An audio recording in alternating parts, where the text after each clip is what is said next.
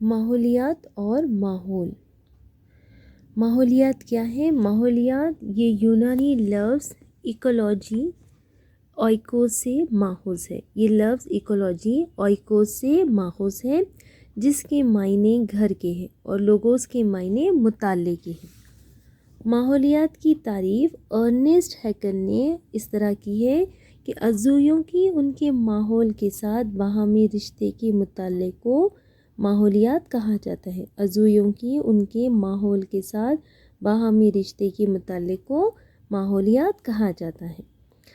ماحولیات دو شاخیں ہیں ماحولیات کی، خود ماحولیات اور گروہی ماحولیات. خود ماحولیات آؤٹ ایکولوجی اور گروہی ماحولیات سائن ایکولوجی. خود ماحولیات کسے کہتے ہیں؟ خود ماحولیات ایک واحد نوع یا آبادی اور اس کے ماحول کے ساتھ تعلق کو ظاہر کرنے والی ماحولیاتی سائنس. خود ماحولیات ایک واحد نوع یا آبادی کا اس کے ماحول کے ساتھ جو تعلق ہوتا ہے اسے خود ماحولیات کہتے ہیں. اور گروہی ماحولیات کسے کہتے ہیں؟ گروہی ماحولیات یہ بھی ماحولیات کی ایک شاخ ہے جو ماحولیاتی کمیونٹی ساخت، نشوونما اور پھیلاؤ کے مطالعے کو پیش کرتی ہے. گروہی ماحولیات ماحولیاتی کمیونٹی کی ساخت، نشوونما اور پھیلاؤ کے مطالعے کو پیش کرتی ہیں. تو ماحولیات یہ ایکولوجی یونانی لفظ اوئکوس سے ماخوذ ہے جس کے معنی گھر کے ہیں اور لوگوس کے معنی ہیں مطالعے کے. ایکولوجی یعنی اوئکوس گھر اور لوگوس مطالعہ. ماحول میں موجود مختلف عضوے نہ صرف اپنی بقا کے لیے بلکہ تولید کے لیے اپنے ماحول کے ساتھ متوافق ہو گئے ہیں.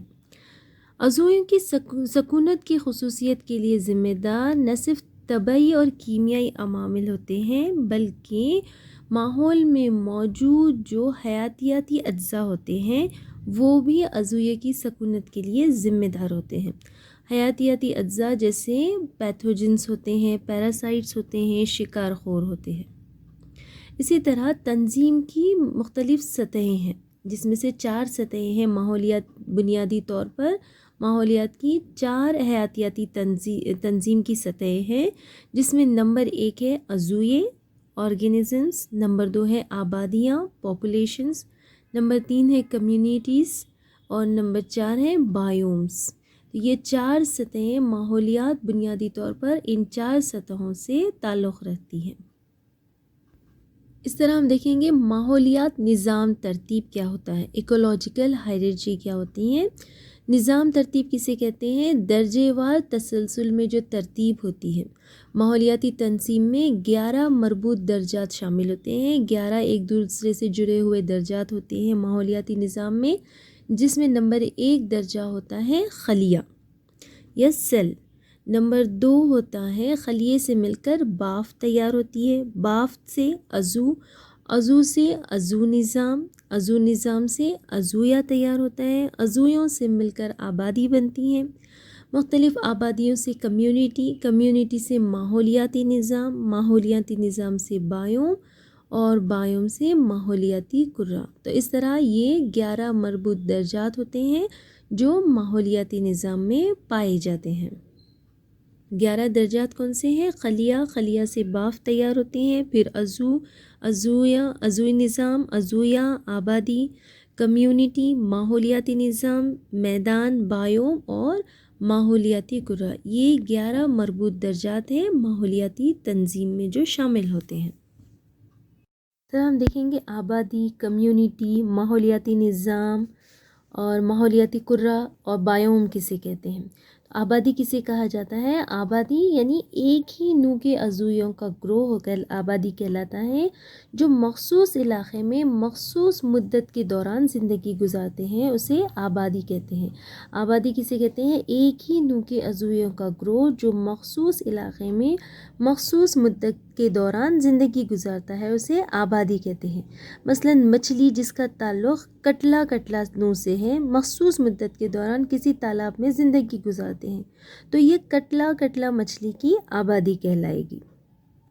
اس کے بعد کمیونٹی کسے کہتے ہیں؟ کمیونٹی کسی مخصوص علاقے میں مختلف خود تغذیائی اور دیگر تغذیائی آبادیوں کے افراد کا باہمی جو ارتباط و اتحاد ہوتا ہے وہ کمیونٹی کہلاتا ہے۔ کسی مخصوص علاقے میں مختلف خود تغذیائی اور دیگر تغذیائی آبادیوں کے افراد کا باہمی جو ربط و اتحاد ہوتا ہے وہ کمیونٹی کہلاتا ہے۔ ایک کمیونٹی میں عموماً ایک یا چند انواع ان کی تعداد اور جسامت کے اعتبار سے غالب رہتے ہیں، کوئی ایک نوع ان میں غالب ہوتی ہے جیسے، اور اسی غالب جو آبادی وہاں پر غالب ہوتی ہے اسی سے اس کمیونٹی کا نام دیا جاتا ہے۔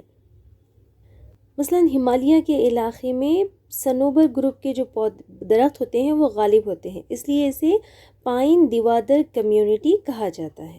اس علاقے کو پائن دیوادر کمیونٹی کہا جاتا ہے، پائن دیوادر کمیونٹی اس علاقے کو کہا جاتا ہے۔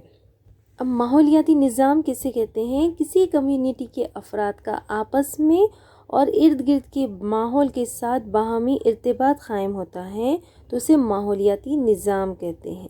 ماحولیاتی نظام کسے کہتے ہیں؟ کمیونٹی کے افراد میں آپس میں اور ارد گرد کے ماحول کے ساتھ جو باہمی ارتباط قائم ہوتا ہے اسے ماحولیاتی نظام کہتے ہیں۔ اس میں توانائی کا بہاؤ بھی شامل ہوتا ہے جو کہ ٹراپک اسٹرکچر تیار کرتا ہے، تغذیائی ساخت کو تیار کرتا ہے۔ توانائی کا بہاؤ ہوتا ہے جس میں فلو آف انرجی جو تغذیائی ساخت کو ظاہر کرتا ہے۔ یہ اتنا چھوٹا ہوتا ہے جیسا کہ چھوٹا ایکویریم۔ ماحولیاتی نظام چھوٹا بھی ہو سکتا ہے جیسے کہ ایک ایکویریم، اور بڑا بھی ہو سکتا ہے جیسے کہ ایک جوہر۔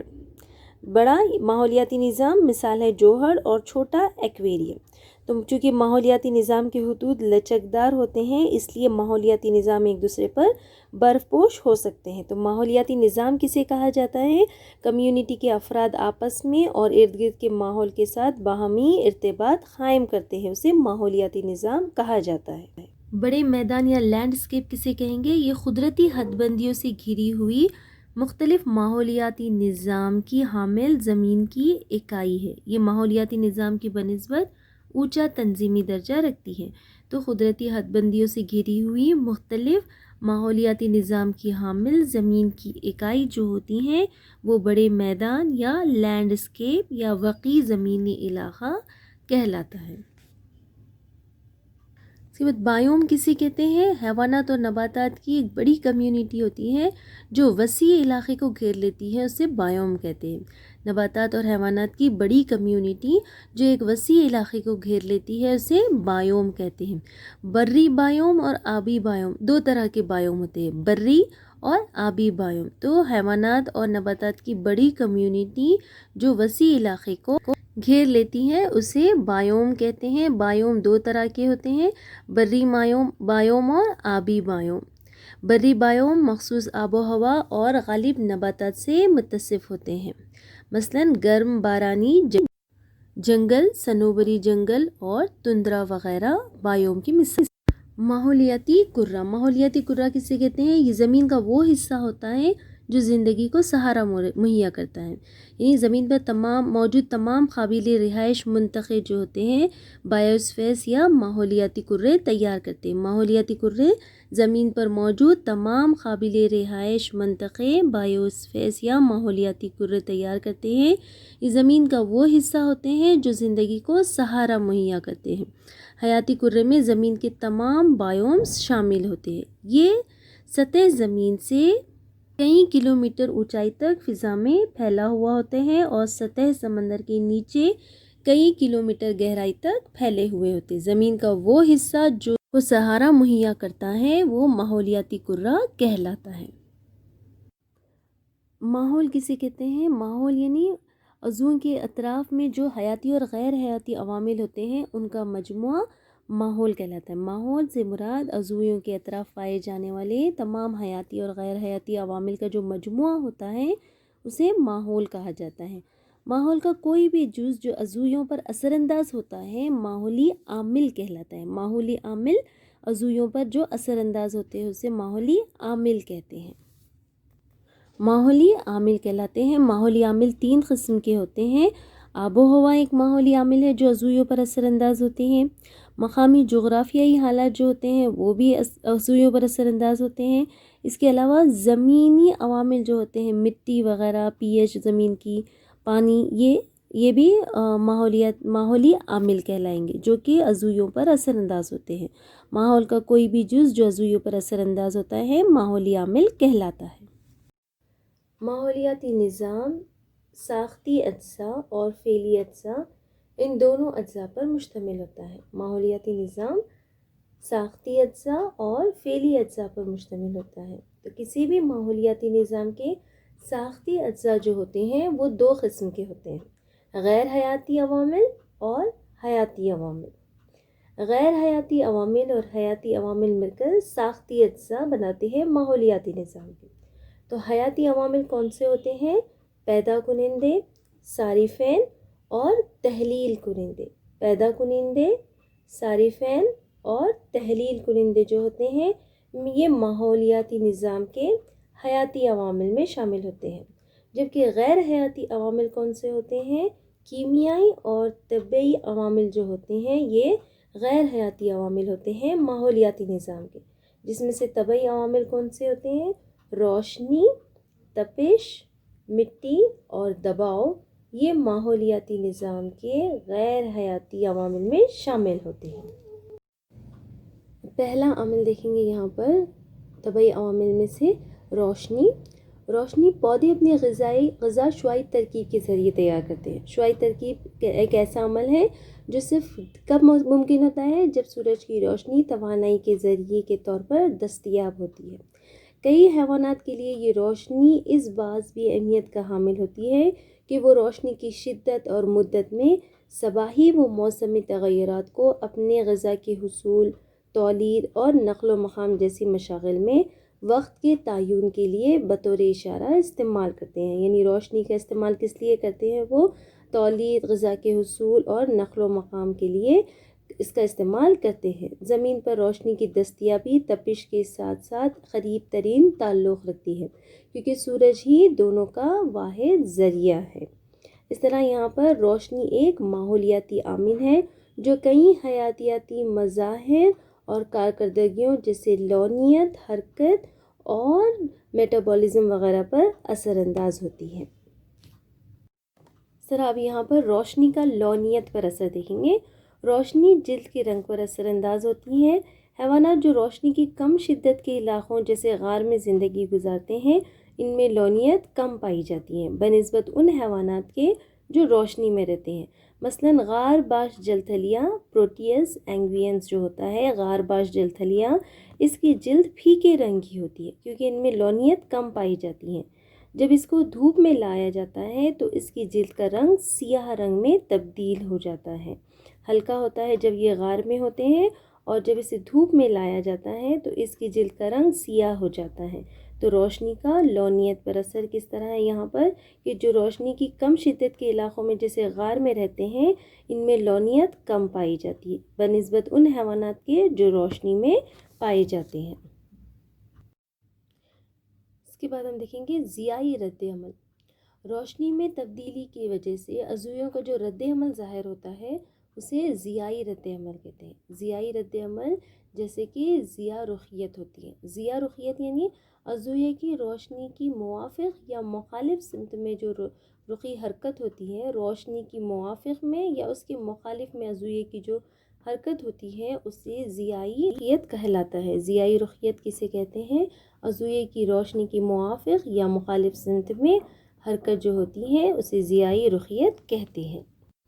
مثال کے طور پر یوگلینا میں جو ہوتا ہے مثبت ضیائی رخیت ہوتی ہے اور جھنگر میں جو ہوتا ہے منفی ضیائی رخیت دیکھی جا سکتی ہے.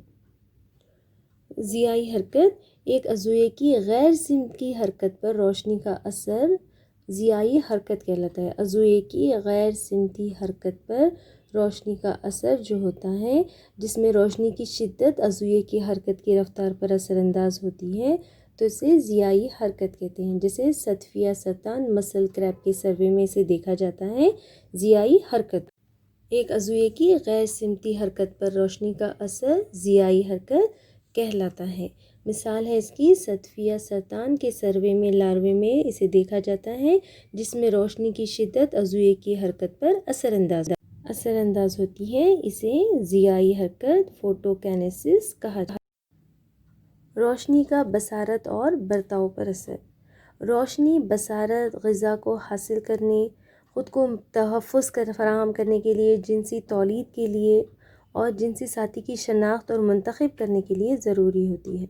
بعض حیوانات جو رات کے وقت فعال ہوتے ہیں انہیں شب باش حیوانات کہتے ہیں۔ شب باش حیوانات نوکٹرنل اینیملز، یعنی ایسے حیوانات جو رات کے وقت فعال رہتے ہیں انہیں شب باش حیوانات کہا جاتا ہے۔ جو غذا کو حاصل کرنے کے لیے اور خود کے تحفظ کے لیے رات کے وقت فعال رہتے ہیں انہیں شب باش حیوانات کہتے ہیں۔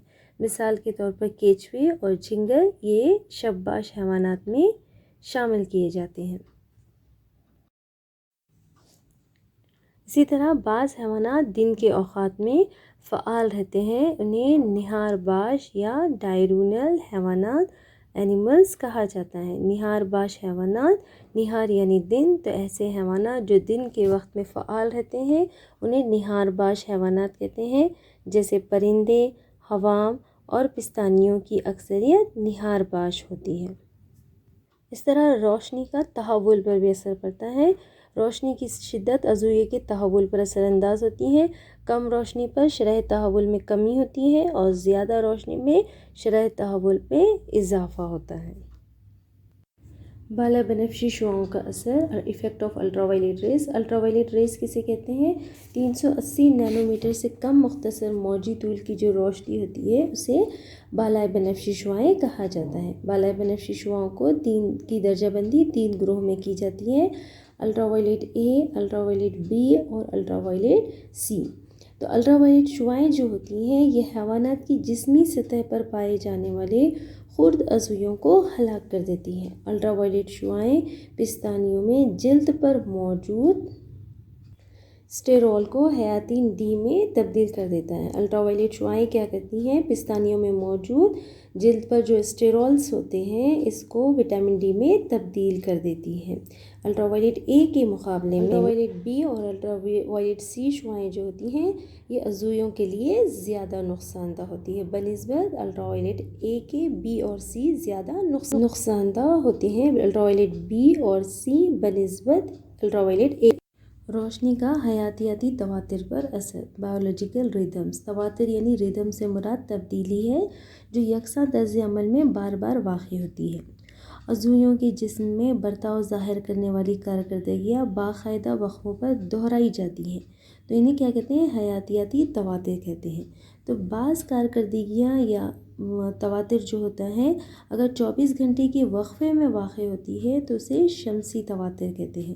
حیاتیاتی تواتر جو 24 گھنٹوں کے وقفے میں واقع ہوتی ہے اسے شمسی تواتر کہتے ہیں۔ اگر یہ حیاتیاتی تواتر ہر سال دہرائی جائے تو یہ سالانہ تواتر یا سرکینولار ریدمز کہلاتا ہے۔ ہر سال دہرایا جاتا ہے اگر تواتر حیاتیاتی تواتر تو اسے سالانہ تواتر کہتے ہیں، اور اگر حیاتیاتی تواتر 24 گھنٹے کے وقفے میں واقع ہوتا ہے تو اسے کہتے ہیں شمسی تواتر۔ تو تواتر کسے کہتے ہیں؟ یکساں طرز عمل جو بار بار واقع ہوتا ہے۔ حیاتی نورانیت یا بایولومینسنس، جاندار عضویوں کے ذریعے روشنی کا پیدا ہونا جو ہوتا ہے اسے حیاتی نورانیت کہتے ہیں۔ جاندار عضویوں کے ذریعے روشنی کا پیدا ہونا حیاتی نورانیت کہلاتا ہے۔ جاندار عضویوں سے خارج ہونے والی روشنی میں انفرا ریڈ ریز یا زیر سرخ شعاعیں غیر موجود ہوتی ہیں، اس لیے اسے سرد روشنی کہا جاتا ہے۔ حیاتی نورانیت یعنی جاندار عضویوں کے ذریعے روشنی کا پیدا ہونا حیاتی نورانیت کہلاتا ہے۔ ان میں انفرا ریڈ ریز غیر موجود ہوتی ہیں اس لیے اسے سرد روشنی کہا جاتا ہے۔ بعض جیلی فش اور اس کے بعد اینیلیڈس ہیں، جگنو ہیں، آرتھوپوڈس میں بعض مچھلیوں میں حیاتی نورانیت پیدا کرنے کی صلاحیت ہوتی ہے۔ یہ تاریک مساکن میں شکار کو راغب کرنے تحفظی تنبیہی سگنل کا ذریعہ بنتے ہیں۔ یہ تاریک مساکن میں درونی رابطے کا صنفی کشش شکار کو راغب کرنے کا ذریعہ بنتے ہیں۔ تپش دوسرا عامل ہے۔ تپش حرارت کی شدت کی پیمائش ہے۔ زمین یا پانی میں تپش یکساں نہیں ہوتی ہے۔ زمین پر تپش میں پائے جانے والے تغیرات آبی واسطے کے مقابلے میں زیادہ ہوتے ہیں کیونکہ زمین حرارت کو پانی کی بنسبت زیادہ جذب کرتی ہے۔ اس طرح یہاں دیکھیں گے تپش کا جھیلوں پر اثر، جس میں سے ہم دیکھیں گے حرارتی طبق بندی۔ حرارتی طبق بندی کسے کہتے ہیں؟ معتدل علاقوں میں موسمی تبدیلیوں کے ساتھ تپش میں تغیرات آتے ہیں۔ تپش میں یہ تغیرات پانی میں حرارتی پرت کو تشکیل دیتے ہیں۔ تو پانی میں حرارتی پرتوں کا بننا جو ہوتا ہے، اس مظہر کو کیا کہتے ہیں؟ حرارتی طبق بندی کہتے ہیں۔ تپش میں فرق تغیرات پانی میں حرارتی پرتوں کو تشکیل دیتا ہے، اس مظہر کو حرارتی طبق بندی کہتے ہیں۔ پانی 4 ڈگری سینٹی گریڈ پر اعظم ترین کثافت کو ظاہر کرتا ہے۔ 4 ڈگری سینٹی گریڈ کے اوپر یا نیچے تپش میں اضافہ یا کمی پانی کی کثافت میں کمی کا باعث بنتے ہیں۔ معتدل جھیلوں میں موسم سرما کے دوران سطحی پانی کی کثافت میں جو تپش میں ہوتا ہے اس کی اضافے کی وجہ سے کمی واقع ہوتی ہے۔ پانی کی کثافت میں اس کی تپش کے اضافے کی وجہ سے کمی واقع ہوتی ہے۔ سطحی پانی کی کثافت میں اس کی تپش میں اضافے کی وجہ سے کمی واقع ہوتی ہے۔ یہاں پر تپش 21 سے 25 ڈگری سینٹی گریڈ ہوتا ہے۔ تو جھیل کی یہ سب سے جو اوپری گرم پرت ہوتی ہے اسے ایپی لیمنیون یا بر آبی پرت کہا جاتا ہے۔ اوپری گرم پرت کو بر آبی پرت کہا جاتا ہے۔ اس بر آبی پرت کے نیچے کے خطے میں تپش کی شرح جھیل کی گہرائی میں فی میٹر 1 ڈگری سینٹی گریڈ کم واقع ہوتی ہے۔ اسے حرارتی پرت یا بعد آب پرت کہا جاتا ہے، میٹالیمنیون کہا جاتا ہے۔ بر آبی پرت کے نیچے بعد آبی پرت موجود ہوتی ہے۔ تہہ کی پرت جو رہتی ہے وہ زیر آبی پرت کہلاتی ہے۔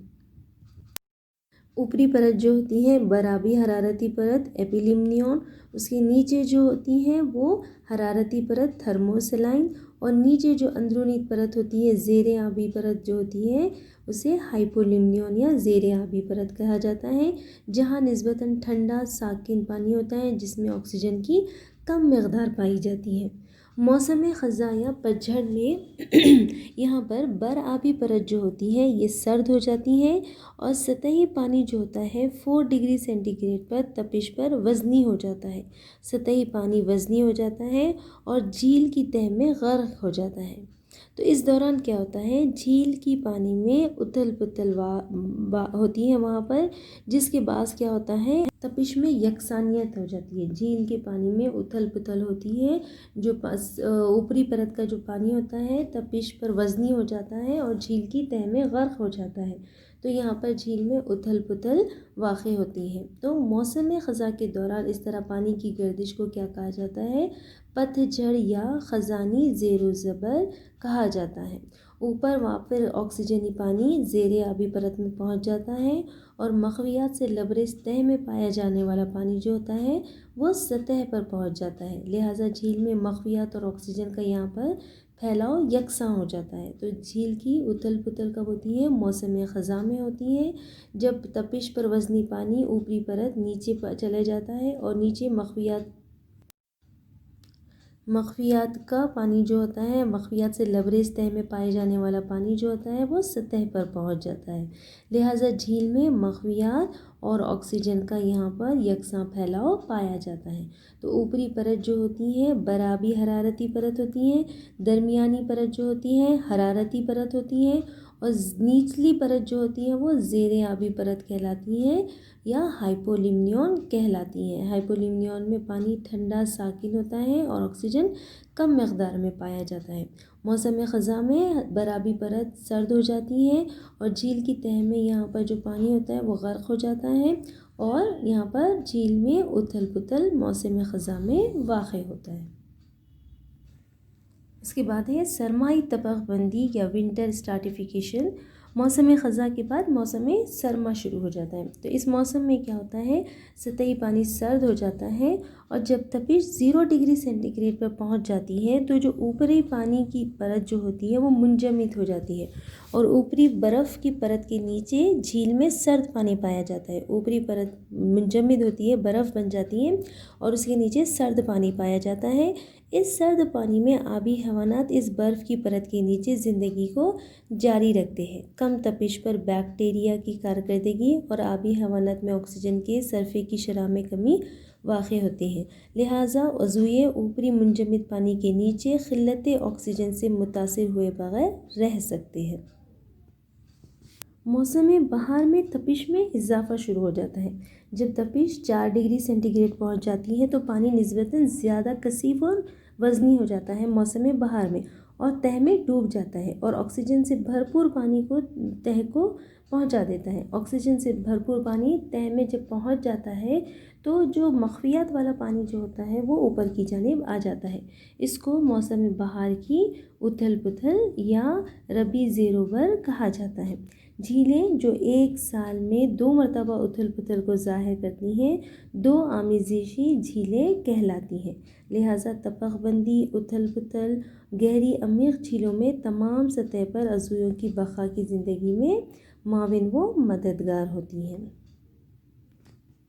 मौसम सरमा में क्या होता है, मौसम सरमा में पानी सर्द हो जाता है, सतही पानी, और जब 0 डिग्री सेंटीग्रेड तपिश हो जाती है तो ऊपरी पानी मुंजमद होता है और इस ऊपरी बर्फ़ के नीचे झील में सर्द पानी होता है जिसमें आबी हैवानात इस बर्फ़ की परत के नीचे ज़िंदगी को जारी रखे हुए होते हैं।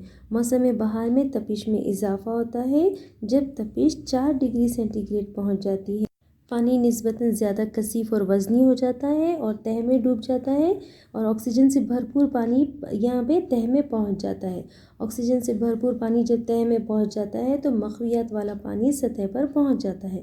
तो इस उथल पुथल को क्या कहते हैं, मौसम बहार का उथल पुथल कहा जाता है।